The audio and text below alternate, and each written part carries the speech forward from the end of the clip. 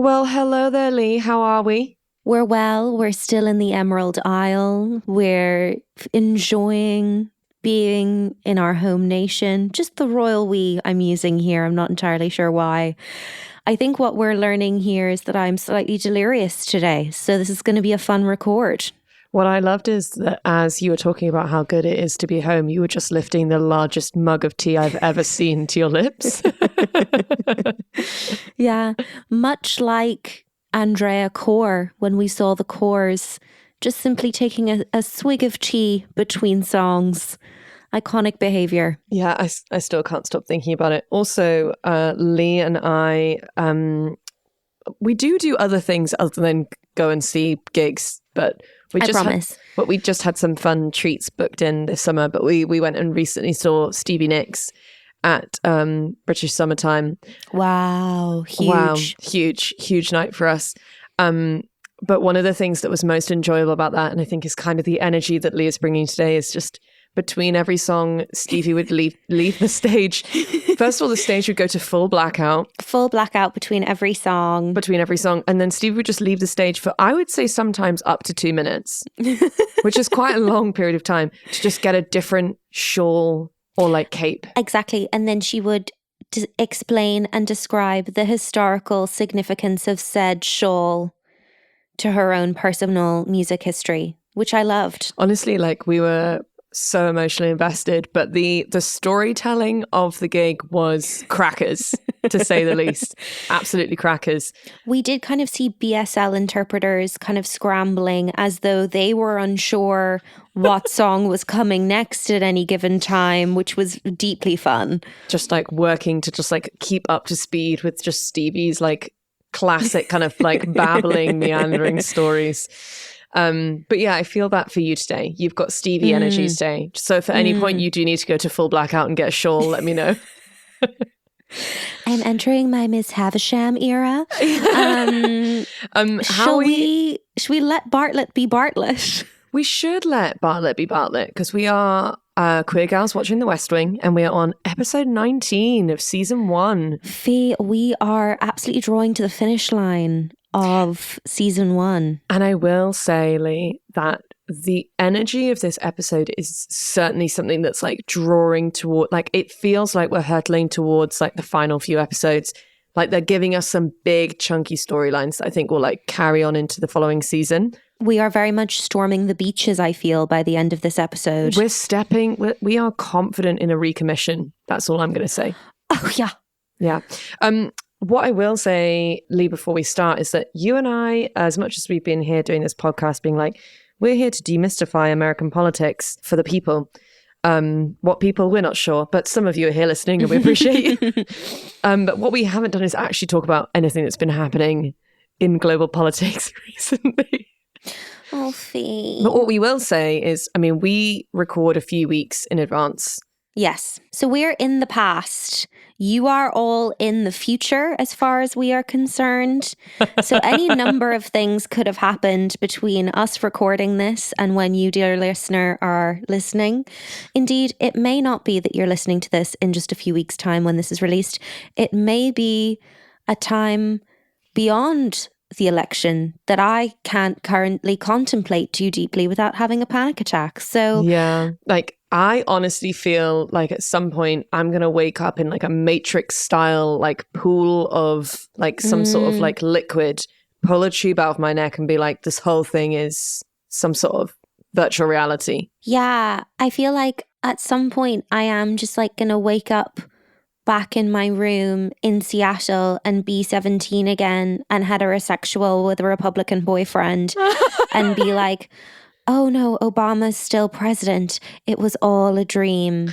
Like in so many ways for you, Leigh, that would be so sad, but in so many ways that would be really great. Do you know what I mean? Yeah. Yeah. It's tough. It's tough out there, kids. You know, keep trucking. That's all I can say. Keep trucking. Vote when you can. When it's prudent to, please vote. I feel stressed and anxious. I'm going to say I'm dealing with a low-grade nausea at all times at the moment. Yeah, the guts are in turmoil. Absolute turmoil. I thought it would help when our election was over, but kind of not really. Yeah. Kind of not really. So let's just go back to the 90s. Can we please just like hit rewind and go back to the 90s? I would love to escape to Bartlet's administration. That would just be really great for me. Perfect. Let's do it. And actually, Leigh, one of the great things about this episode, and there are many great things about the episode titled Let Bartlet Be Bartlet, is that one of my greatest things ever, which is the continual crossover between ER, one of my top 3 favorite TV shows of all time, and The West Wing, one of my upcoming favorite TV shows of all time. There's a continuation there, which is that this episode, which is a fantastic episode, is actually directed by none other than Laura Innes, who is Carrie Weaver from ER, one of the second longest running actor in that TV show ever. Love that for her. Love that story for her. Yeah, and also like she was a sensational actor in ER. Also, her character ended up being someone who came out as gay. We love the journey. We love the kind of Greta Gerwig-esque journey of actor to director. We love to see it. Exactly. And also, and we'll get into this later, but the subject matter of this episode, a lot of it being around the rights of the LGBT plus community, although it's in the hands of a straight woman. She is someone who had previously spent many years kind of involved in conversation around queer rights. We love an active ally. We love a proactive ally. And also someone who's, because she portrays on ER someone with a physical disability. She has also continued to be an advocate for actors with access needs. Oh, obsessed with that. Love that. Yeah, so here's to Laura. And also, you know, when you're just like, I just feel like a woman directed this. You know what? That's so funny that you say that, because I did detect a kind of tonal shift in this episode. And I was like, we'll get into this when we get there. But it's like, what is that? I see Sam Seaborn being kind of a radical ally. Yeah.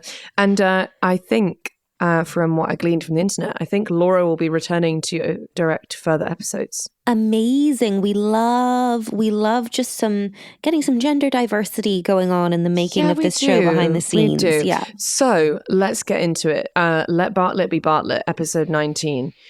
The drama is highly. The previously on is giving big negative energy for the administration, like not good vibes in the previously on in any way. No, but it is very scintillating. Also, it would appear that we're going to be we do like a deep cut throwback in the Mandy and Josh storyline, which does make me think, are we trying to bring back some of that like hot X energy post Pandas? Oh, we'll see. So we open Monday morning, White House Communications Office. Toby and Sam are prepping for something. Toby thinks it's going to rain. Sam is sure it isn't. Toby is fussing. Sam is annoyed. Everyone is highly strung. It's giving boomer parents shouting back and forth between the living room and kitchen while preparing for a day out. It truly, truly is. And you know when you're like, you could have this conversation in the same room at a normal sound level, but you've just chosen to make it all of our problems. It does, of course, start to rain heavily. Bartlet is meeting with like the Association of Trout Fishermen or something, like something weird and inconsequential. Yeah. Toby and Sam have written this speech for him. Anyway, CJ arrives and is like, there's a piece of paper going around. Immediate red flag. Yeah.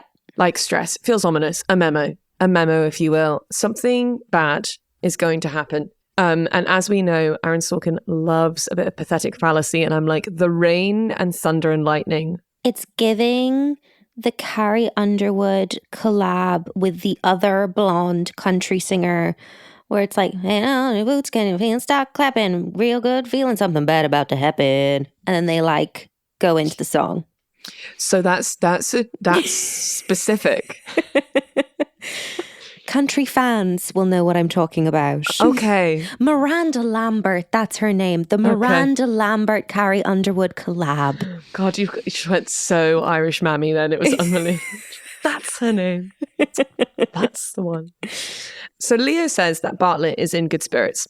But as we cut away to Bartlet, we do hear his first line is, "Can we hurry up and get this godforsaken thing over with so I can go and preside over a civilization gone to hell in a handcart?" So safe to say, Bartlet's peppy morning attitude, much like Toby Ziegler's zest for life on his day of Jubilee, has been very much wiped from his face. Yeah, zero positivity from Jed right now. And what I do love is that Mrs. Landingham says that his mood is down to a lack of roughage in his diet, which is very funny. A moment for the word roughage. Yeah, I didn't think I'd hear that in this show. And then Jed says, "I'd like to beat you senseless with a head of cabbage," which is also funny. But then one-upping once more from Dolores. "Once again, you display an immaturity towards vegetables, and I don't think that that is at all presidential." Absolutely. And I could prepare a dissertation on the crossover between the people who the American public deem presidential and an over-reliance on red meat in the diet. I just think that the pithy back and forth between Bartlet and Mrs. Landingham is really what I needed and wanted. And I think this is the sort of dialogue that I'm craving in this episode. And let's just face it, the writing team are delivering. They are. Also, once again, Mrs. Landingham is in her outerwear and she is wearing a phenomenal little red hat. A tiny little red hat, like a brimmed hat, and then just a little cream rain jacket. Obsessed. And then we have a phenomenal walk and talk. So Mrs. It Landingham, is the biggest girl squad walk and talk yet. It's in a really good corridor. But it's like slowly everyone joins. And we do get some information on that walk and talk, which is that 2 FEC commissioners have resigned, which is FEC is the Federal Election Commission. Correct, yes. I don't know what that means yet, but I'm sure I'll find out. So Jed's like, "Hey, here's an opportunity. That doesn't happen very often. Let's put 2 Democrats in." But Josh and Leo don't seem very jazzed about that. I don't think he's talking about specifically putting Democrats in. I think he wants to select people who are going to reform the election commission. It has to be a Democrat and a Republican, but he wants to select the commissioners. Okay. So he wants to pick a reform-minded Democrat and a reform-minded Republican. So that makes so much more sense, because I was like, I understand why people are getting really upset about this in this episode, but that makes more sense. Another moment of insanity from Jed being him turning to CJ and saying, "Are you taller than usual?" "No, sir, I'm my usual height." Crackers. He's a little off his game. He's feeling a little neurotic this morning. He's very sassy. He just like storms into this room to give this speech and just says, "I couldn't pick a trout out of a police lineup, by the way." And the opening line of this speech that Sam and Toby have written is about like, because they were supposed to do the speech outside, but now it's raining. Sam was supposed to change the line of the speech. And Sam's like, "Don't worry, like Bartlet would like notice that he's inside and he would change it on the spot." Bartlet doesn't. Ha ha ha. It's not my favorite cut to credits moment. No. I think I need high drama cut to credits. Agreed. Because I want to feel emotionally moved by the music. Yeah. So helpfully, Donna and Josh are going to do their normal thing and just like lead us into the episode by explaining the thing the episode is about. Yes. So the FEC, 6 commissioners, they all have 6-year terms, and 2 seats come up every 2 years because they like overlap them. But resignations on the FEC are unprecedented. So the fact that 2 people have resigned, like that has never happened before in the history of the FEC. And it's always, okay, I did write that down. It's always been 1 from each party. And then I said Jed wants 2 Democrats. But actually what I meant is that Jed wants 2 people that are like on his side of politics. Yeah. And that is drama. Anyway, Donna just says to Josh, "Do it, baby." Which is very fun. It's very fun to call Josh baby. Because in many ways, Josh kind of is baby. He is, yeah. He is a bit baby. And he has a crisis over that. Momentary, but it is a crisis nonetheless. They kind of carry on the conversation for a minute and then he's like, "Did you just call me baby?" And you just see like his life flash before his eyes. And it's like, yeah, you've been flirting with Donna this whole time. Don't pretend you haven't been. Yeah, and don't pretend like you didn't love it. Don't be a gaslighter. I don't know why I'm on such a country music hype today. No, I love it from you. Truly am, yeah. To what I can only describe as an unhinged press briefing. So it is the Easter press briefing. Yes. In the words of CJ, it's Easter, kids. Learning is delightful and delicious, as am I, by the way. What? Stop it. Also, she's like, the American egg board are party people. What the fuck is happening, CJ? Like, CJ is too good for this. Alison Janney is too good for this. The writers give her this stuff on purpose because no one should be able to pull off this dialogue. Yes, correct. No one should be able to deliver the American egg board are party people. No actor should be able to do that. And here she is standing up by that lectern talking about how she is delightful and delicious. Mm-hmm. And unfortunately, it slaps. It absolutely slaps, Leigh. It absolutely slaps. And I do understand from a writing perspective that we're kind of easing ourselves in with a false sense of security, talking about Easter eggs, into Smash Bang Wallop, the reveal over whose piece of paper is about to destroy everyone's lives. Yeah, so we talked to Steve. Hey, Steve, we don't know who you are. You're just a member of the press corps. About this piece of paper. Jump scare again. Mandy. Oh, where'd she come from? Mandy looking, she's got her tail between her legs. And I was like, I knew it, Leigh. She really does. It was Mandy. It was Mandy. My gut said it was Mandy from the start, from the first moment that CJ said there's a piece of paper going around.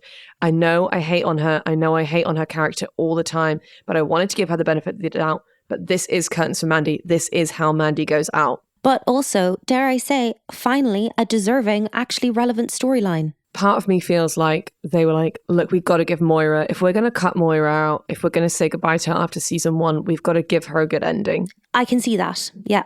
Turns out that the piece of paper is actually kind of like a pack that she put together when she was working for Lloyd Russell. Throwback to Lloyd Russell. Where is he these days? Her ex-boyfriend who she was sleeping with, who she drove the car to try and hit him with her car. Yes. So she wrote this document for him. I'm just going to call it a document, which is essentially underlining all of the weaknesses in the Bartlet administration. And it sounds like it's pretty damning. CJ is pissed at this. But my God, what a scene between these two. Finally, Moira is being given something to throw her acting chops at. She's being given a worthy scene to have with Alison Janney. And I'm like, actually, these two could have been doing this whole time rather than like a weird moment of awkwardness over Danny and just some other kind of jibes of Mandy being like, well, you should really do this. And CJ being like, yeah, I know. Yeah. Unfortunately, once again, the costume department has just been very unfair to Mandy because her suit is both ill-fitting and not a nice cut, which is a shame. It's a real shame. Leo in this episode is learning how to email, which is exciting. Cue absolute chaos for Margaret. Margaret is looking phenomenal. She is looking phenomenal. Also, I would just love to say that this episode gives Margaret a beautiful, tiny little subplot, which is one of the funniest subplots in the show thus far. Leo's like, why isn't my email working? And Margaret's like, oh, well, I think a lot of people's emails aren't working.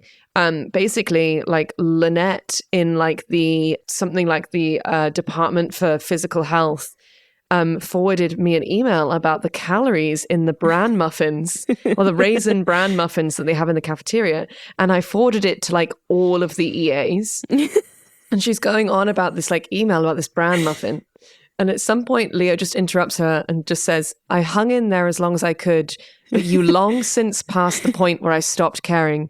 And if you're curious, it was right about the raisin muffin. Yeah, I mean, a raisin muffin is by far the least thrilling of the muffin types, I would say. If you wanted to hold my attention, you were going to have to go at least blueberry, if not poppy seed. It's so funny. It's so funny that like, I just love that Margaret loves like an email, like a big email chain, like forward to 10 people or something bad will happen to you. Oh, absolutely. It's so like boomer cusping Gen X. Like she is spamming her WhatsApp groups in the present day with memes that everyone has already seen on Instagram. Yes.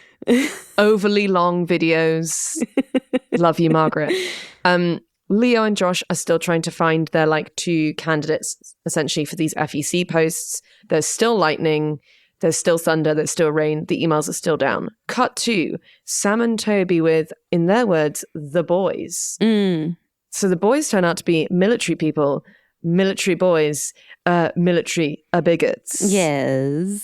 So we're circling back to kind of a storyline that came up in 20 Hours in LA and also previously was kind of raised a few episodes before that with the Lol Lydell storyline, which is gays in the military. Yes, and we are just kind of throwing around the word sodomy quite a lot. Yeah, we do drop that in. So first of all, Toby just sits down with like a smirk on his face.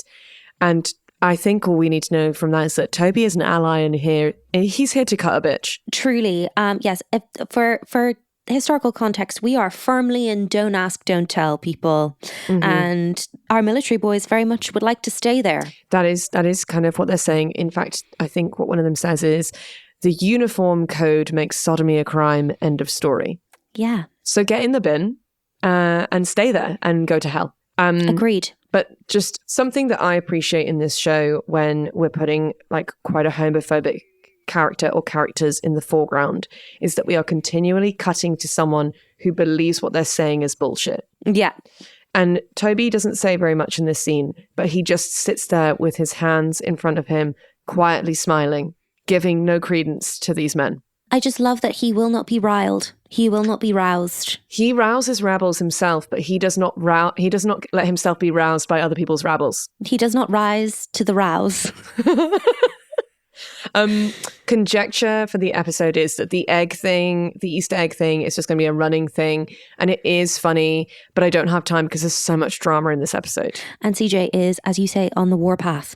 Yes. The question is, in the age of print, how did this memo get out? How did this document that Mandy wrote get out? And I think that what we're kind of getting is this like growing tension between CJ and Mandy. And I just think it's the end of Mandy for sure. Yeah. It seems like we've all but abandoned any kind of importance for Mandy and Josh's dynamic. At this point, yes. I don't know. I think the thing with the drama surrounding like CJ and Mandy and the document this week is that like Mandy starts off by saying like, it was a long time ago, like at the time I was doing this. And then at some point she just drops that and just lets herself be disappointed. And I do appreciate that from the writing, that she doesn't, because sometimes she can just like stick to her point and not give up. Yeah. But I do think that like through those couple of like quick succession arguments with CJ, it's like Mandy realizes that actually she's fucked up. Yeah, I actually think that the character of Mandy is allowed to handle this really well. Yeah. In terms of like a huge screw up at work, she kind of handles it with as much grace as she possibly could. Yeah, and 100%.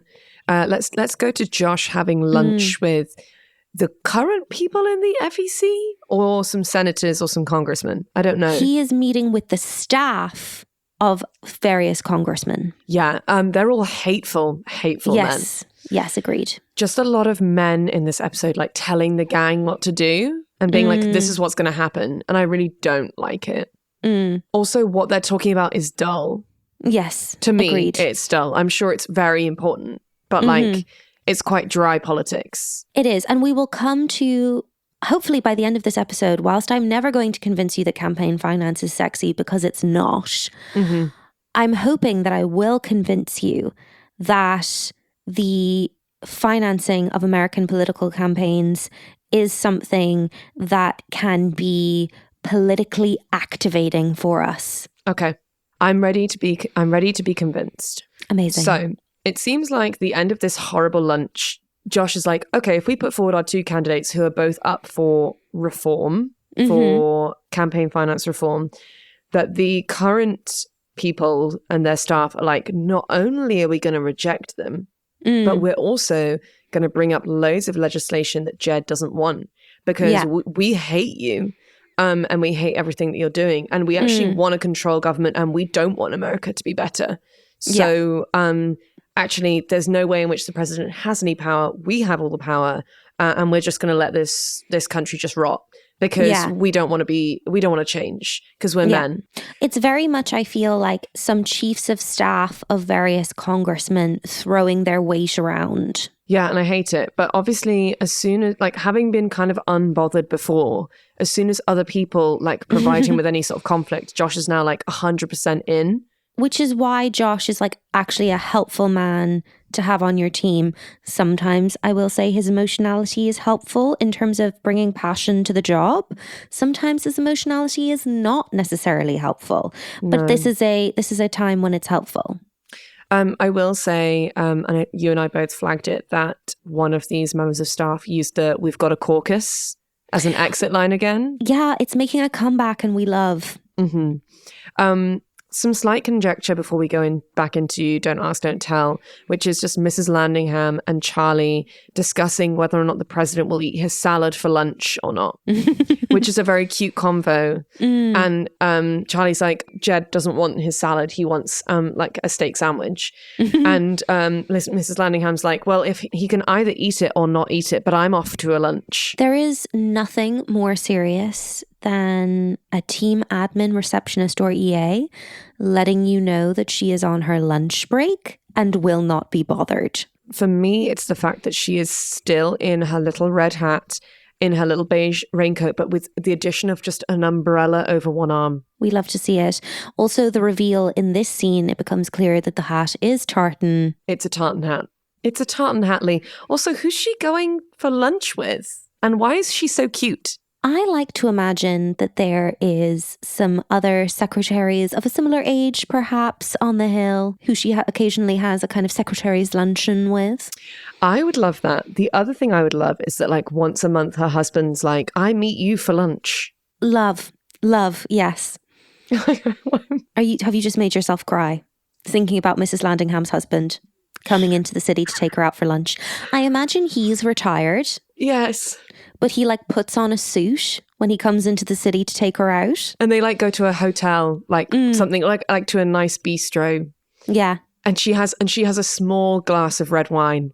Yes. And he's like, no, we could split a bottle. And she's like, I couldn't possibly, I'm working. Yes. I will have a small glass of Cabernet Sauvignon. Absolutely. I have to carry on because I can't. Okay, back to the bigots. So, smash cut.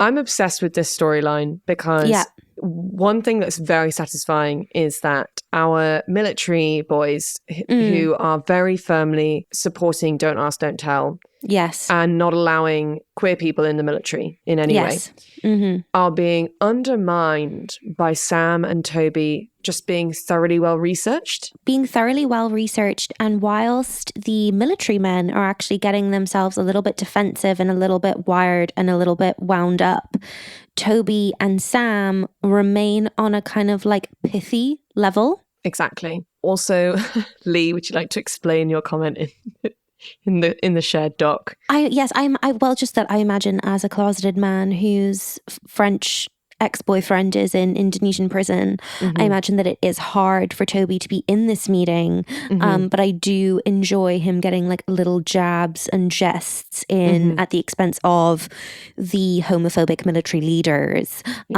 such as, what the hell is going on Lackland Air Force Base? Because it sounds fun. It's the subtext there, and then they're like, I don't know what you're insinuating, Mr. Ziegler. It's like, we're insinuating that like the military's gay as hell and like people are having fun. So yeah. But then Toby gets pulled out of the meeting, and this becomes then a huge moment for Sam and Toby's relationship, because Toby turns to Sam and Sam is like, goes to go with him, and then Toby's like, no, you stay, you're doing great in there. And is this, Fiona, do we think this is the first compliment Toby has ever given Sam? Yes. I think so. Because quite often he's like, what are you doing? Why are you saying that? Your writing is terrible. This is a huge moment for Sam, and I think we really see him grow into that compliment over the course of this episode and have a bit of a confidence boost and just really let loose on these bigots. Okay, so it's team talk time. So the document is bad. That it's Mandy really wrote. bad. It's really, really bad. And it's mainly... And like personal. It's very personal. So Toby and CJ are kind of chatting about it, and Toby's like, who comes off the worst? Like, how do we come off as staff members? And she's like, kind of, we're by the by. It's basically kind of gunning for the president and Leo in a big way. And CJ is essentially tasked with finding out what news outlet has it. Because at the moment we know the paper is going around, but we don't actually know whose hands it's in. Yes. So that's what CJ's off to do. Toby then taps in Leo, pause briefly because Margaret is having an absolute meltdown because she has broken the internal email system. She has crashed the internal email system because she's forwarded the email about the raisin muffin to so many people. Yeah. So no one can use their emails because of Margaret. We then just have a line about like the whole White House email system not being secure, which again, I will say, like just fortune teller Sorkin out here, just foreseeing Hillary in the emails. And that information comes from none other than Admiral Fitzwallace because, baby, he's back. Hey. As Leigh's written in our shared doc, always a pleasure, never a chore. Love him. Safe to say that he'll be back later because he's like, oh, I saw some like military guys down the hall. What's going on? And Toby's like, oh, Sam's in there. We're talking. Don't ask, don't tell. And he's like, oh, well, maybe I'll just like pop in. Maybe I'll swing by. Yeah, love that from him. So Toby's like, okay, Leo, just going to give you the heads up about this document that Mandy wrote. And Leo's like, oh, does it say that like Bartlet's too aggressive and I pull him into the middle? And Toby's like, yeah, that's basically exactly what he says. And Leah's like, well, that's kind of true. And like, I'm not mad at Mandy. Like, she was working for Lloyd Russell. She was just doing her job. But in what I was interested about, Leigh, is like, why is it damaging that Bartlet's aggressive, but Leo pulls him to the middle? Is it because like a chief of staff shouldn't have that much power? It's basically saying that like Jed is too chicken to pursue a truly progressive agenda. And that Leo has undue influence over him as chief of staff in terms of policy. Okay, so like that's what people aren't gonna like. Okay, that's useful to know. Another jump scare from Mandy because this time she's just in Josh's office. Cue a very, very good scene between the two of them. The best scene we've had between the two of them. Easily by country mile. We've not delivered, I feel, on like the vulnerability of working with your ex from either side. We've really not delivered on the promise of that setup until this scene. No, because we've been so distracted by the toxicity of it, of like here's a photo of like your face scratched out. Though we haven't looked in any way into the moments of like when Mandy or Josh like has a failure of looking someone in the eyes who's not just your colleague, but someone that you've been emotionally vulnerable with. And that is what is so stunning in this scene. Agreed. Because Josh is like, today isn't the best day for you to tell me what your job is. And Moira Kelly is absolutely killing her performance because Mandy is so torn up, but she's going down fighting. And like this whole scene, she's just like, she's not on the edge of tears, but you can see that she's like a step away from that. Yeah. And the only reason why she's like that is because it's Josh that she's talking to. Yes. It's Josh who's saying like, you fucked up. And if that's someone that you've dated, if that's someone that you've been in love with, then there's a whole different dynamic to the conversation of like, essentially someone who's your senior at work being like, no, it wasn't good enough. Yeah. Like, you're probably going to get fired. Yeah. Does turn out that she was hacked. Yeah. Which does make me feel for her because that is shitty. Yeah, it was taken off of her hard drive. Yeah. But yeah, I think that it's a stunning scene. And you know what? If Mandy's only got a few more episodes left, then they're giving us some bangers this week. Time to go back once more to the military men. And if we had sodomy earlier, the next big hitter we have is just them saying the gays. Yeah, that was a real jump scare for me, for sure. For sure. I think like the phrase the gays in the mouth of a homophobe is like one of the worst for me. Like it's a real double thumbs down. It's deeply horrifying, for sure. As one of them says, I think his name is Major Tate. You look after your guys, we'll look after ours. To which Sam replies, you're not looking after your guys are out looking for jobs. Obsessed, yes. I have never loved Sam more than since he's like done his research on, quote, the gays. He has a phenomenal monologue here where he just like recounts a bunch of research. Yeah. And Rob Lowe performs it beautifully. And also like considering, so like in the era of Ross Geller, which is the era that we're in at this point, you know, Friends has a lot of squeamishness, I would say, on behalf of the heterosexual male characters around homosexuality and queer culture. And Sam has no squeamishness about it. No. In this scene. And I found that very moving, actually. Yeah, me too. Because it's coming down to like that. At the end of the day, it's allyship, because it's someone being like, no, but can we actually dig into the fundamental reason as to why you're homophobic? Yes. Like, you're not gay and I'm not gay. So why have you got such a problem with it? Yeah. Cue the entrance of Admiral Fitzwallace. Enter Fitzwallace. Enter Fitzwallace, stage left, at which point one of the majors that's in there just says, "Oh God," under his breath. Yeah. Yeah, it's fully like Glinda the Good Witch arriving in Munchkinland. Very. I love that for him. He comes in, introduces himself to people. He shakes someone's hand. They say, "It's an honor to meet you, Admiral." And he just responds, "I imagine it would be." It's actually camp. Like, it's actually so camp. I am 100% going to use that from now on. If someone's like, "Oh, so nice to meet you," I'm going to be like, "I imagine it would be." Like, shots fired. The status game of Percy, Fitzwallace. please. Percy, please. Stunning. He then decides he's going to have his 2 cents. And honestly, I was on exactly the same wavelengths as you. Like, we thought we were going to lose Fitzwallace for a minute there. Yeah, he really led us down the garden path a little bit before he pulled it back. And that was a really frightening moment for me. We were like, oh no, like, are you a homophobe? But actually, because I'm insane, typed out the dialogue. Leigh, would you like to be Major Tate or would you like to be Admiral Fitzwallace? I'll be Major Tate. Okay. I'll give you Fitzwallace. Thank you, so kind. So we're discussing gays in the military. Yes, sir. What do you think?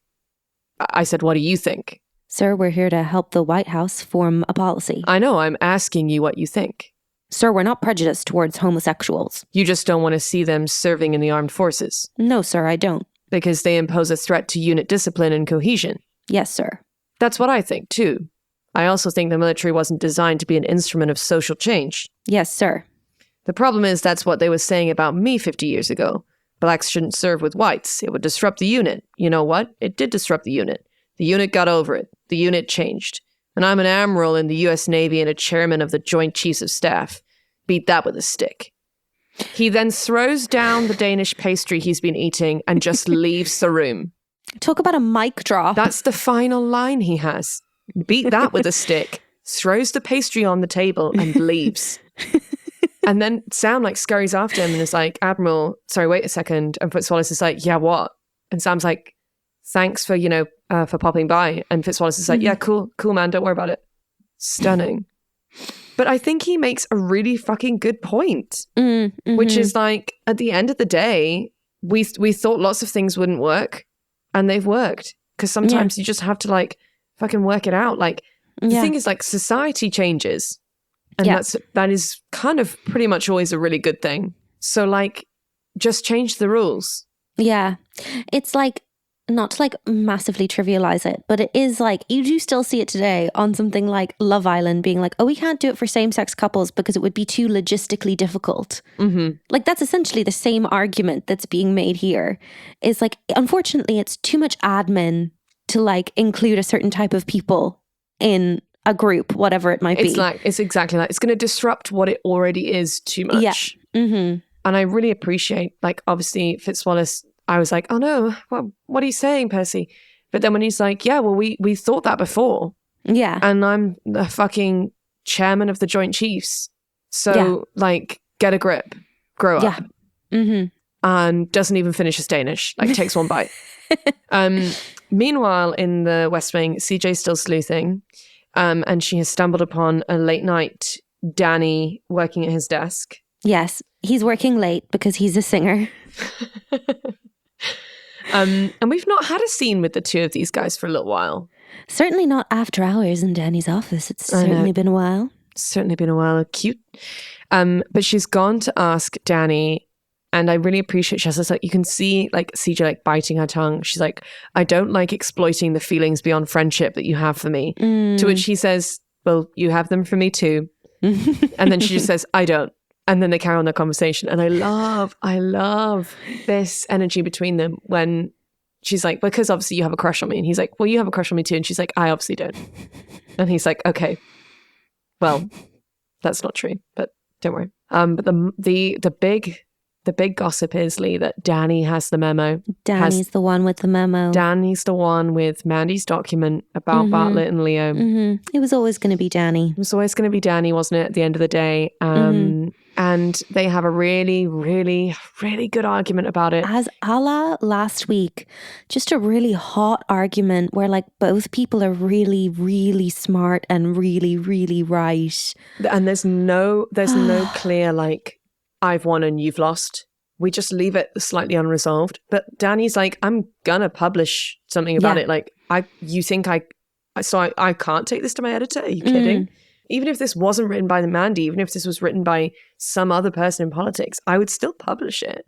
Yeah. He's a truth teller. He's a boundary queen. And he does lay out some truths. He's like, you guys are stuck in the mud around here. Yeah, and actually there was a really great moment between Josh and Donna a couple of scenes previous where Donna has a moment of being like, well, everyone's in a bad mood today.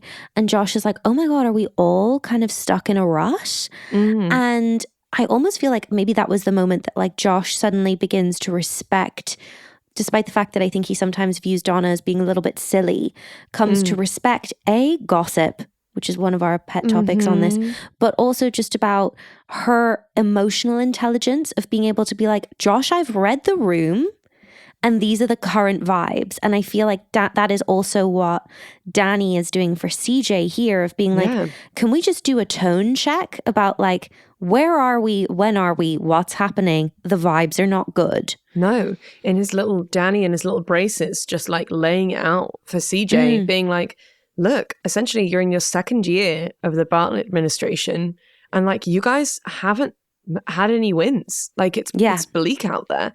Like nothing's happening. Like we are stuck. So when this story comes to me, like you better bet I'm going to talk about it because I think it's very compelling. There's so much that's compelling about this episode. The whole like the CJ Mandy dynamic, the Mandy Josh dynamic, Sam and the bigots. There's just like so much good arguing going on. Speaking of, let's just go back to the bigots once more because this is the moment that we like wrap up with this meeting with Sam. And Ken, who is one of the bigots, is basically like, you know, the thing is, it's not necessarily just about the military. It's about, you know, gays being in the Boy Scouts. It's about gays doing this. And Sam says a great line, which is just, you know, Ken, there's something I've always wanted to ask you. When does being gay mean you can't keep your hands to yourself? Yeah. Yes, because I just feel like it's so important especially around the like don't ask, don't tell policy to be like, why are we classing queer people as predators? Yeah, or just like fundamentally unserious. Yeah, unserious. And I think also hypersexualized. 100%. So I love that Sam Seaborn gets to be another voice in this argument saying like, I'm sorry, but like when you say that, what you're saying is actually this, right? At which point Ken gets really fucking shirty and upset. But also like, of course his name is Ken. Of course his name is Ken. But then Ken's like, look, Sam, you can be here like, you know, telling us all this and like saying all that. But at the end of the day, it isn't Bartlet down here having this conversation with us. So how much is he actually pushing for change? How many times have we had meetings like this? This is a waste of time. And Bartlet obviously isn't serious about it. Otherwise, we would be making serious waves with changing this. So like, actually, maybe you should just shut your pretty mouth. This is all wasted time. So we're kind of coming back to what Danny's saying, to what Donna's kind of feeling in the room, which is that, and what Mandy outlined in her document, which is that like Bartlet's not pushing enough. Yeah, 100%. And I love the way that we're taking the temperature of how Bartlet is doing on his progressive agenda is consistently his failure to accept LGBTQ plus rights and push for LGBTQ plus rights. I think that's absolutely fascinating that's kind of the theme that we're consistently coming back to in terms of taking the temperature on Bartlet's success. Me too. Final moment to touch base with Margaret, because she is now being accused of being a hacker because of her muffin email. And she's trying to talk to Toby about it, who is the wrong person because he's just mocking her. We actually cut into her like mid monologue with Toby. Yeah. I feel like she's just having a day where she's just in such IT hell that anyone who comes across her path, she's telling the whole story to. Yeah, it's a rough day for Margaret. I think she needs like a little glass of wine when she gets home. Yeah. In my mind, she's got like a teenage son who she like overshares with about her work. Yes. I actually feel like Margaret is just like a solo parent. Yeah. I can see single mum energy for sure. Yeah. And she's just there, like, she get home, like, he's like watching TV. Maybe he's like warmed up some dinner. And then she like sits down like with her plate like on the sofa with him whilst he's trying to watch his show, and she just talks over his show completely about her day. Yeah. Okay. So Toby and Leo check in. We have dropped 5 points in a week. That's bad. That's bad. So is this Jed's? I was confused because they were talking really fast. But is this his approval rating? Yeah. And what they're saying is this is bad because we're rolling up to the midterms. Yeah. And so that is when Congress people are voted in? Yes, correct. But it's the same as what they were saying for the FEC. So not all Congress people run at the same time. Right. But at the midterms, there's like a turnover. And what we don't want is for Jed's approval rating to be low, because then more Republican Congress people will be voted in, and then we'll lose the House. Lose the House and potentially the Senate. So that's kind of how the temperature is taken for how successful a president is, or how well his first term is going. Often there is a bit of a wave towards the other party at the first midterms of a presidency. And Toby's having like quite a candid conversation with Leo, which is like, look, like it's not going well. Like it's been a tough 18 months. Like, yeah. And it shouldn't have been. We should have been making some more waves. But the fun fact we learn is that Jed was elected with 48% of the vote. So, a la our episode a couple of weeks ago with What Even Is the Electoral College, that meant that Jed won the Electoral College, but he lost the popular vote. Either he lost the popular vote or there was like a third party candidate that took some of the vote. Either way, he does not have a mandate from the majority of the American people. Which is so interesting. It's, I think, really interesting.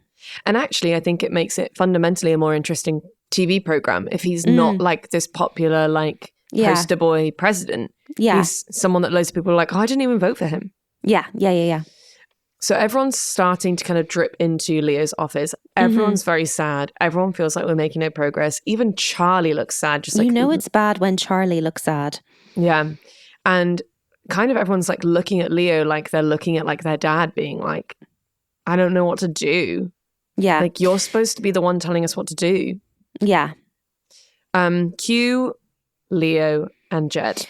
Leo's like, I'm gonna go and talk to Bartlet. CJ says, she's like, I've given him the document. He's reading through it now.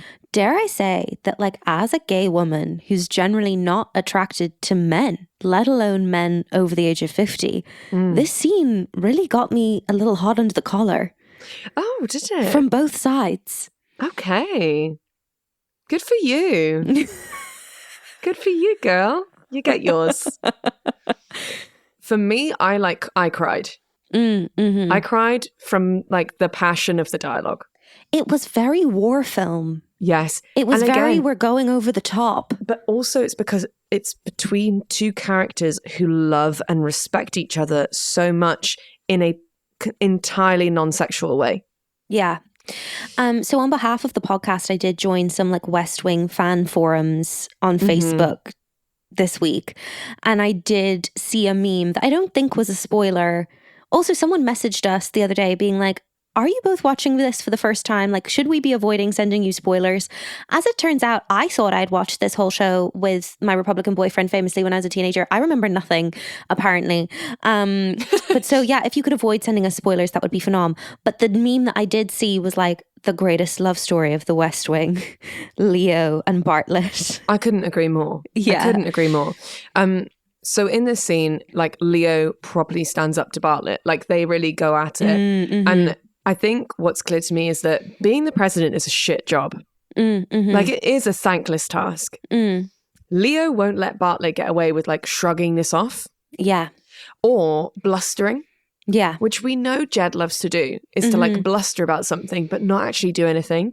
Yeah. And Leo's like, I don't pull you into the middle. You push me to take you into the middle because you don't ever follow through on anything. And then Leo says, look at Charlie. Like, look at this kid who's like dating your daughter, getting death threats. You know, we say, don't go to that place. It won't be safe for you. And he goes there because he cares about things and because he's willing to stand up for himself. And, you know, he's here on $600 a week, but he would do anything for you. Like, let's fucking go, Jed. Yeah. One of my favorite quotes was, you ever told me to get aggressive about anything, I'd say I serve at the pleasure of the president. These people would walk into fire for you. Everyone's waiting for you. And I don't know for how much longer. He's really quite savage with Jed in a way that I think like only best friends can really go there. So true. Like the history of their relationship is incredibly clear in this dialogue. And it's so well written in that respect. And essentially, I would say Leo Matt talks Jed oh my God, yes. into like putting his big boy pants on and being like, let's turn this administration around. Yeah, fully. At this point, Bartlet's like, okay, I'm going to do it. And then Leo's like, say it louder. And Bartlet's like, I want to speak now. Obviously invoking Taylor herself. But actually, I feel like, in your words, Leigh, what sort of era are we going into with Jed? We are going into his reputation era. Yeah, we are changing things up. Our music style is going to change, I think. We're gonna decide we're gonna do some choreo. We're gonna take that risk. We're gonna take that risk. Honestly, the score kicked in. Like those drums, the little like marching drum sounds. Yeah. Leo like scrawls on this pad, like, let Bartlet be Bartlet. He's like, this is our new mantra. I start crying at that point. The musical cue is the best thing I've ever heard. He then walks back into his own office and he's like, this is what the plan is. And then one by one, he goes to Josh, Toby, and CJ and is like, are you in? And Josh like looks straight at him and just goes, I serve at the pleasure of the president of the United States. And I burst into tears. You nearly got me just then. And Leigh, you asked me in the shared document, am I fired up? I'm fucking fired up. Let's go. I feel like I'm about to go out on Matt. Truly, I do. Yeah. I'm gonna throw a routine right now. Yeah. I'm gonna hold some tiny girl's feet and flip her up in the air. Yeah. And catch her again. I've never felt this strong, physically or mentally.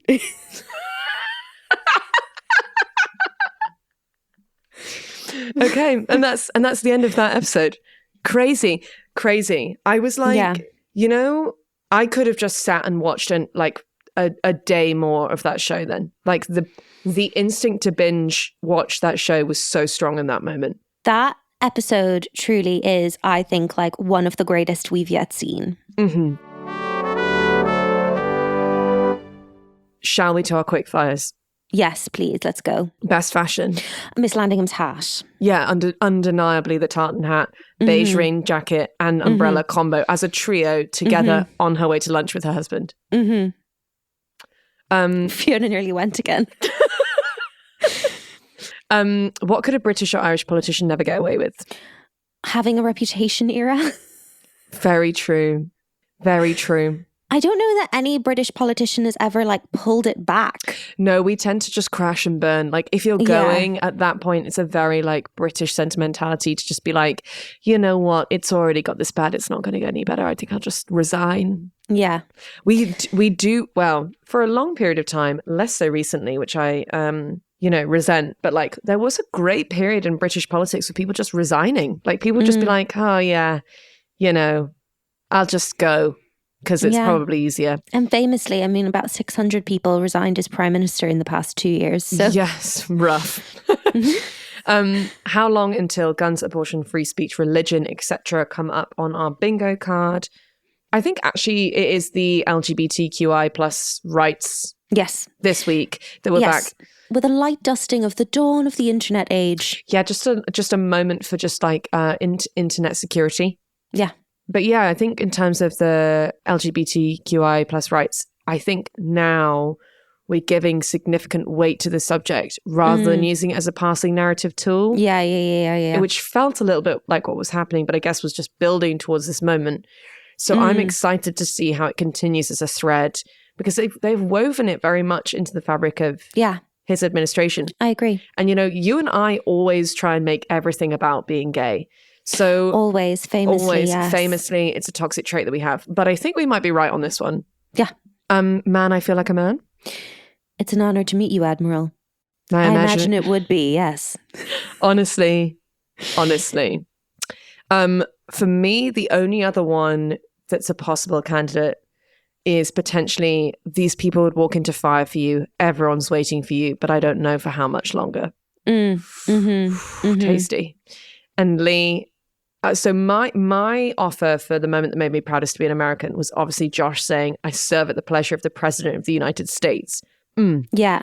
But Leigh, would you like to read out your moment that made you proudest to be an American? Yes, and I will just say there was someone very specific who I had in my mind while this speech was being given, which is, of course, Tasha Williams, Alice's closeted military girlfriend in the L Word, very much at the similar time, was very much thinking of her.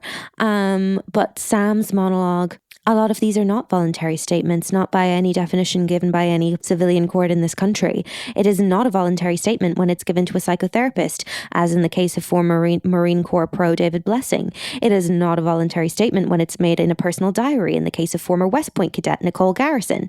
It is not when it's made after being asked, as in the case of Master Chief Petty Officer Diane Kelly. And it is not when it is coerced out of a service member through fear, intimidation, and death threats of criminal prosecution, as in the case of former Air Force Major Bob Kiddis, former Marine Corps Gunnery Sergeant Kevin Keyes, and 4 sailors aboard the USS Essex. We just love bringing the facts to bear. We do. You've got to look at context. Context is incredibly important. Yeah. So you can say that, people are doing this in a voluntary way when they're leaving the military under don't ask, don't tell. But that is not, in fact, what is happening. No. And I also felt incredibly proud to be American that we were honoring the stories of service members who lost their jobs due to part of themselves that they couldn't change. So I felt really proud that this show was honoring those people's stories. Yeah. Well, I don't know about you, Leigh, but I'm fired up. I'm ready to go. So do you want to change my mind about some politics I might find boring? Yes. So we're going to talk campaign finance reform. Listener, do not switch off, because I promise this is more interesting than you think it's going to be. And I think it's actually a really helpful deciding factor in terms of deciding who you might want to vote for and why. Because actually, how someone is funding their political campaigns has more impact on their actual policy decisions and political impact as individuals than you might think. Okay. So the FEC, which was referenced in this episode, is the Federal Election Commission. The UK also has an election commission, which has all of the rules on what kind of donations an individual MP can take, and when it's over a certain amount, what they have to declare, etc. And so the FEC basically is the organizational body in the US that has all of the rules about how campaigns are supposed to work.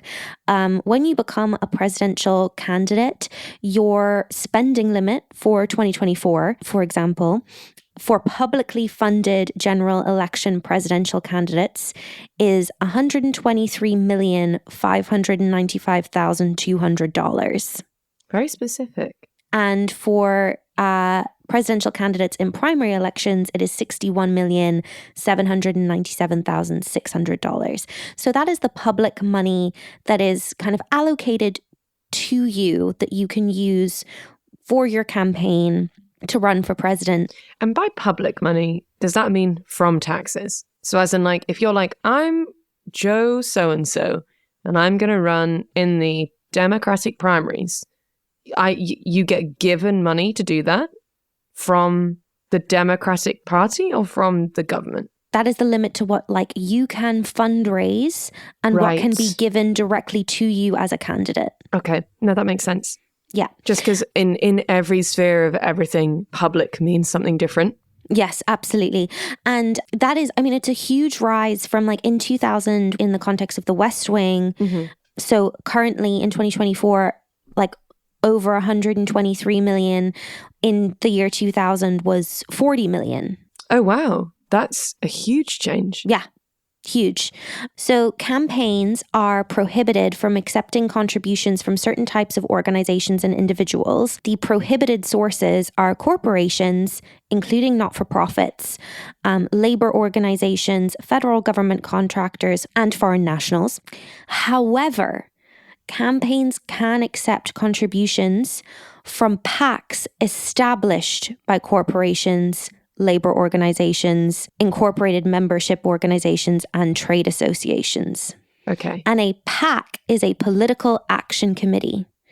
So a corporation can set up a political action committee and then can, in that way, contribute towards a campaign. So in that sense, you have stuff like Big Pharma would have a particular pharmaceutical company would have a PAC. And then they would be like, well, we want to back this particular candidate because they support big business and certain tax things, and that all benefits us, and privatized medical care so we can continue to make loads of money. And then they'd give loads of millions of dollars to a particular candidate. Is that kind of what we're... That is the general gist, yes. Okay. So one of the best ways to make sure that your elected officials are listening to your thoughts is to give money in the form of campaign contributions. And a recent study found that people who give money to politicians are more than 3 times more likely to get direct personal access to those politicians than people who don't give. That's very interesting, isn't it? I mean, it makes sense because it's business at the end of the day, isn't it? Like just buying your time with someone. And in the 2018 election cycle, less than 8% of campaign funds raised by winning House candidates came from small individual donors of $200 or less, which means that the majority of the people who won House seats in 2018, more of their campaign funds were coming from big PACs that were contributing big amounts, and only 8% was coming from individual voters who are much more likely to be donating to below the $200 threshold. Okay. Essentially meaning that a representative democracy in the United States is bankrolled by the wealthy. Right. So, okay. Yeah. And you may be getting into this, but that feels like something that certain politicians would be very annoyed about. Yeah. So we're gonna get there. So many politicians have a skewed view of what their electorate actually thinks, and they view their electorate as being more conservative than it actually is, because they're listening more to the wealthy people who are contributing more to their campaigns, and the wealthier people tend to be, by virtue of the fact that they're wealthy, more conservative. So since 2008, winning House candidates' small dollar share has never surpassed 8%. Wow. Until in 2018, Alexandria Ocasio-Cortez, Fee's smiling, Fee's happy, she's thrilled, drew nearly 62% of her total funding from small dollar donors. And obviously, she's a sensational politician and an incredibly intelligent woman. But that is called fucking customer service. Because when you have worked in hospitality, which Leigh and I both have, it's soul destroying, one of the hardest jobs that you can possibly do. If you can do that, if you can serve people every day and deal with the bullshit of hospitality, people will follow you. Yeah, 100%.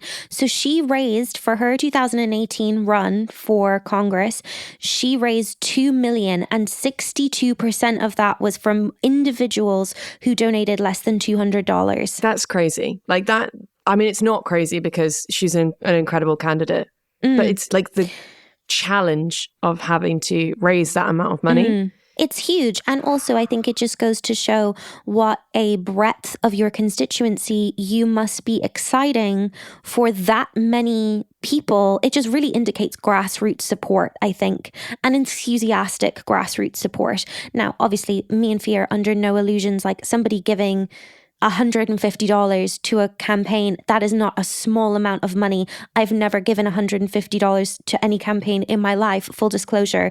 Like, we're not saying that in the context of somebody's individual budget, that's a small amount of money. What we are saying is in comparison to the amount of money that like super PACs are giving campaigns. Yeah.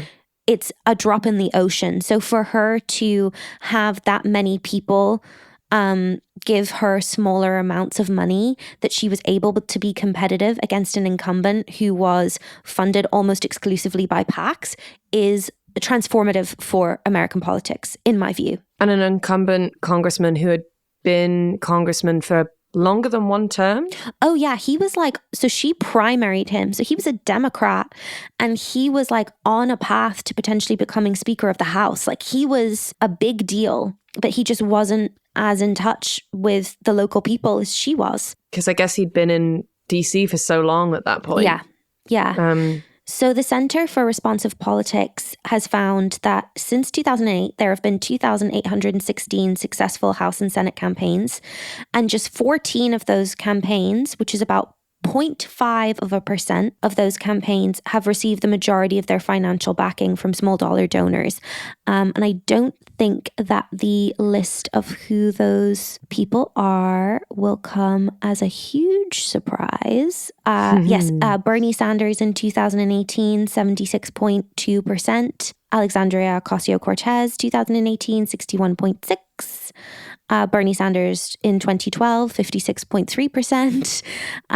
Elizabeth Warren, 2018, 55.7%. These will, of course, all be very familiar names to people who kind of follow progressive politics. It is important to say there have also definitely been politicians on the Republican side of the coin who have very much had grassroots support in this way.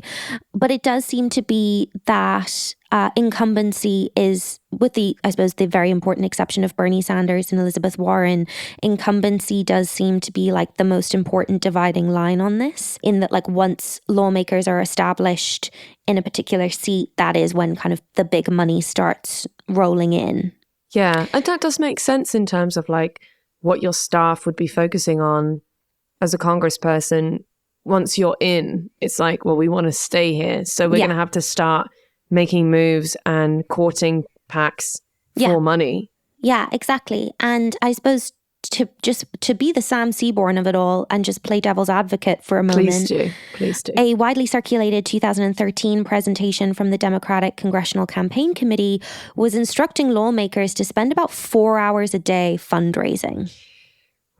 That is all time that they're not spending doing the people's work. Yeah. And the thing is, now we've done this on like a micro level, Leigh, because as theatre makers, we've had to spend a huge amount of time fundraising. And yes, I can for theatre. For the arts. For theatre, the theatre. For our silly little place. Very silly little place. But what I will say is that there's nothing more soul destroying. Literally not, like I couldn't, that's my least favorite aspect of the industry that I'm in, fundraising. So and I would say it's a huge part of the reason why I don't work in theatre anymore is 100%. I just can't do the fundraising aspect of it. No, because it like in the way that for politics, it's taking them away from doing the work that they should be doing. Exactly. So you can see the appeal of, okay, if one PAC is going to give us the equivalent of making 1,000 phone calls, is that potentially a better use of our staff's time? So you can see how it happens. And 45% of senior legislative staffers report that they have changed their opinion about legislation after a group gave their member a campaign contribution. Yeah, I mean, it's capitalism, isn't it? So like, and that's a fundamental part of like the structure of the way America works. Like, I think that's the challenging aspect of politics in the States by what I've learned so far on this journey. And from what I know about British politics as well, and I don't know a huge amount of British politics. I would never say that I'm like someone who's a confident spokesperson on it. But it does feel like often people will be very progressive as they're fighting to get a seat at the table. And then once you're at the table, the percentage of your focus lowers on doing the job to staying at the table. It's almost like the system has its focus on keeping your seat at the table to stop us from spending time doing the politics that we wanted to do when we got there. It just takes so much money to run for office in the United States of any kind. And you can see why, as much as it feels like a dry subject, why campaign finance reform is actually a hugely democratic issue in terms of small d democracy, because it's the difference between people getting into office because they're being supported by individuals who are affected by the politics versus people getting into office because they're supported by big business. Yeah. And I think we can see a reflection of that in the UK with the way we're talking about politics at the moment and amongst like lots of our friends as well. It's like, where are the up and coming politicians? Where are the young, passionate politicians who perhaps have like, you know, for me as someone who's like more on the like left-leaning side of things. That's what I mean, right? Okay, good. I don't know my left and right anyway, so let alone when it comes to politics. But like being on the more left-leaning side of things, I'm like, wow, then people with more like progressive views trying to get into politics. And it comes down to that. It's so expensive to do that job that actually it's not necessarily accessible at all to people who want to be politicians because of the passion that they have for changing the area that they live in, for changing their constituency and changing the experience of the people in that area. It comes down a lot to people being career politicians because they can have the right people backing them, the right business funding them, and the right sort of people in their corner giving them that step up. It's like, oh, well, of course he's so-and-so's son who's the business owner of this thing who went to school with this person here. But of course that's the story and the narrative that we see played out time and time again, because where else is the money going to come from? Yeah, 100%. And I think people talk a lot about, like in the UK, for example, people talk a lot about people like Angela Rayner, right? But I think, and while those are great stories, I think they're talked about so much because they are the exception to the rule. And actually what we need is for them not to be the exception to the rule anymore. But so obviously we opened by talking about like public money, right? So like the money that's going directly to a campaign, but actually outside groups who are not contributing directly towards a campaign, but are, for example, paying to put out attack ads without actually necessarily being directly linked to the campaign, that spending has just absolutely ballooned in the past few election cycles. So in the 2016 election between Donald Trump and Hillary Clinton, outside groups who weren't formally connected to either political party spent more than $1.4 billion on influencing the outcome of the campaign. That's up from $1 billion in 2012 and $338 million in 2008. And that isn't anything to do with, so that's not been approved by either party. No, that's just PACs that are just deciding putting stuff out there. So they're like, I am against this candidate.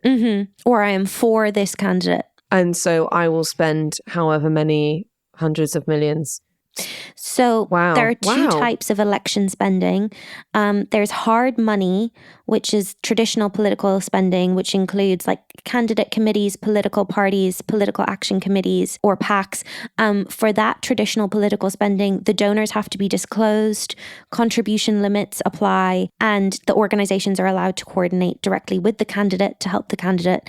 But then soft money or outside political spending is made by organizations and individuals other than the candidate campaigns themselves. And they are allowed to accept unlimited sums of money from individuals, corporations, or unions. Some outside groups like super PACs are required to disclose their donors, but others are not. And these outside groups can engage in any kind of political activity, like buying advertising that advocates for or against a candidate, going door to door, running phone banks. They are just not allowed to coordinate directly with the candidate or the party. That feels very unregulated. Well, exactly. Hence the importance of finance campaign reform. Okay, this is actually really interesting. Yeah, thank you. I'm so glad. Not to be a bitch and be like, this is actually interestingly. Wow. But like genuinely, I mean, it helps that I'm all fired up from this episode, but yeah. And people set up shell companies so that it then becomes unclear who the actual original donor is. So the money then like isn't traceable. See, that's sneaky. Yeah. And so when that money isn't traceable, it is referred to as dark money because we don't know where it came from. Oh, there's got to be some streamable documentaries about this. Yeah, so it refers to money meant to influence political outcomes where the source of the money isn't disclosed. You can't find a human source for where the money originally came from. Very, very interesting. Yeah. And federal political committees reported 3 times more political contributions from dark money groups and shell companies during the 2022 election cycle than they did during the 2018 midterm cycle. Ooh, I wonder what the numbers will be when we get to the next cycle. And just to close for a moment, we're just going to take a moment on Hillary Clinton's relationship with dark money, just as a case study for a moment. Mm-hmm. So she was criticized during her 2016 presidential run for, she criticized the flood of dark money that had dominated presidential politics since the Supreme Court's Citizens United decision, which essentially gave these outside money groups free rein to do what they wanted. But she was making these statements when corporations, unions, and dark money nonprofits had already poured millions of dollars into supporting her. That's on top of tens of millions from like Democratic mega donors. Mm-hmm. Very interesting, isn't it? Mm-hmm. But it's one of those things where you're like, we're so far down the rabbit hole now. Yeah. That we can't. We're like so much further down this rabbit hole than they were from the perspective of the West Wing. Yeah. But we're like so much further down now that we can't just, when you're like, we can't just stop. But there's actually no way for us to walk back and start this from scratch. Yeah. Like, it's going to be this like knotty subject because I just don't think there's any clean way to resolve the issue. Yeah, so in 2015, Hillary Clinton said, "We have to end the flood of secret, unaccountable money that is distorting our election, corrupting our political process, drowning out the voices and votes of people. As president, I'll appoint Supreme Court justices who recognize that Citizens United is bad for America, and if necessary, I'll fight for a constitutional amendment that overturns it." She also wrote an op-ed for CNN saying, "You're not going to find anyone more committed to aggressive campaign finance reform than me." And then in the Democratic debate, Clinton responded to a question about the millions of dollars that she'd received from outside groups. And she said, "You're referring to a super PAC that we don't coordinate with, that was set up to support President Obama, that has now decided they want to support me. They are the ones who should respond to any questions. Let's talk about our campaigns." And this was something that Bernie Sanders was criticizing Clinton for, was taking this money. I mean, she's not taking this money. They're spending it to support her, in theory, without her kind of knowledge or consent. And there was also some modest, smaller PACs who were doing the same thing for Bernie Sanders, and he wouldn't have been able to tell them to stop if he'd wanted to.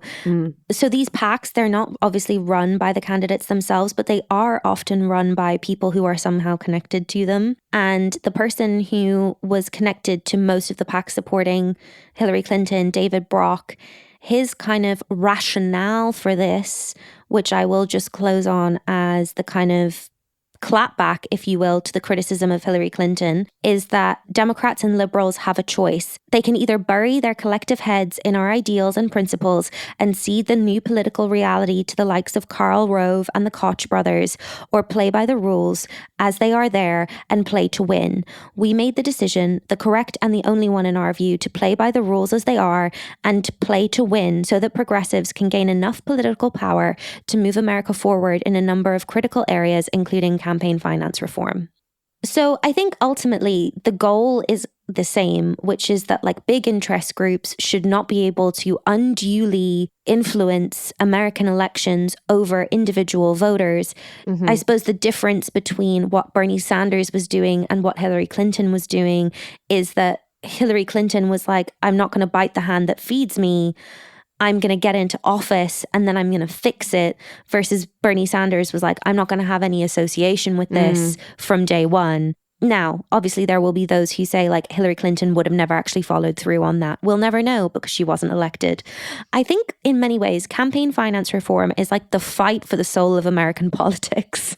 Yeah, because it does feel like that. It's like kind of, it's bringing the morality of it all into really sharp perspective. So have I convinced you that we should care about who's on the FEC? Yes. And I wish I knew more about the people. Someone was called like Bacon something. I didn't even write down their names, Leigh. I cared that little and now I feel bad about it. But hey, maybe we'll hear more about them in episode 20. We shall see. We've only got a couple of episodes left. We've not done predictions in a while, but do you want to close with a prediction for the end of the season? Go crazy? Oh, I just want like Leo and Bartlet to kiss on the mouth. That might be a little bit of a stretch in the year 2000. So my predictions for like how the season is going to end as we're trucking towards the last few episodes, I would say Mandy is going to get fired / resign. Or just simply fade into irrelevance. I feel like we'll give her a final scene. If we gave Karen Larson a scene with Leo, then... She's never been seen again. No, but she got the scene. I would say that we will see Bartlet take a stand on something that has been a recurring piece of legislation in the first series. I almost think that now we know we have to work harder, things might get worse first. So I think Bartlet's going to try and be Bartlet. Things are going to go wrong. He's going to get knocked down, but he's going to get back up again. Oh, he is. Yeah, that's mine. How about you? I think that we're going to have some kind of like emotional climax for Danny and CJ's love story. That's my big dream. I want her to like fall into his arms like a silly little girl. She can just have 5 minutes of being like a silly little girl. I think Sam and Mallory are also, I'm seeing a big kind of like romantic crescendo for the season. That's like Sam and Mallory, Zoe and Charlie, CJ and Danny. Yeah. Jed and Leo. Oh, well. Toby's lover is going to come back from Indonesian prison. He's going to get released from prison. I'm like, please don't, because it's not a narrative that is in any way true, and you and I are absolutely deluded. In the meantime, if you are also stressing and your pals are also stressing and just like wanting to disappear into the 90s, it really does help if you like tell your friends about the podcast. Maybe you have some queer gals in your life who you think might enjoy. We would love that. We would love a rate and review.